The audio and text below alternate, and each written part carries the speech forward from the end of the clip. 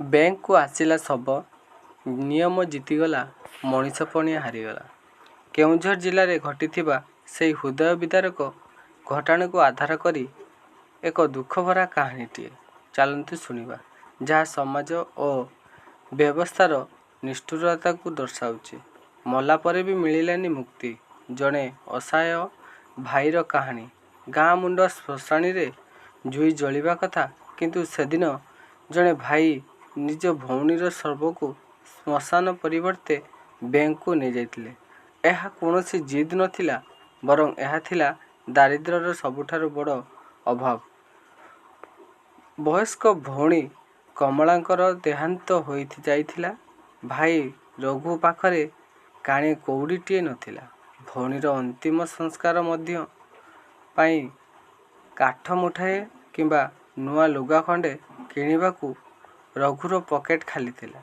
से जानिथिला भौणी bank account रे किछि टंका अछि जहाँ सरकारी साहाय्य भावे आसीबो। रघु दौड़ी दौड़ी बैंक को गला। आखिरे लुह फरा से कहिला, आज्ञा मो भौणी आउ ए दुनिया रे नाही। तार बैंक अकाउंट रे थिबा टंका टिके दरकार। किंतु बैंक रो नियम कानून आगरे मनीष पणिया हारीगला। बैंक कर्मचारी कहिले, साक्षी आण नहले जहाँ नारे अकाउंट अच्छे ताकू नहीं आस। जड़े भाई पाई नियम बुझिबा अपेक्षा भौणीर सम्मान सह विदाय देवा अधिक जरूरी थिला। सारा गाँ देखिला रघु गोटिए खटिया रे निज भौणी को सबको बांधी बैंक भीतर को बोही नहीं गला। बैंक भितर सबको देखी से चित्कार करी कहिला, ए देख मो भौणी आसीची, एबे तो टंका दियो। सेठारे उपस्थित थिबा समस्त आखि लुहरे भिजी जाइथिला।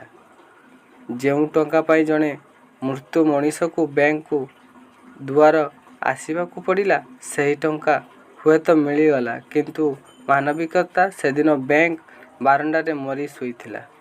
बेले बेले कागज पत्र नियम रे जड़े गरीब कांदे शुणी पारे नहीं।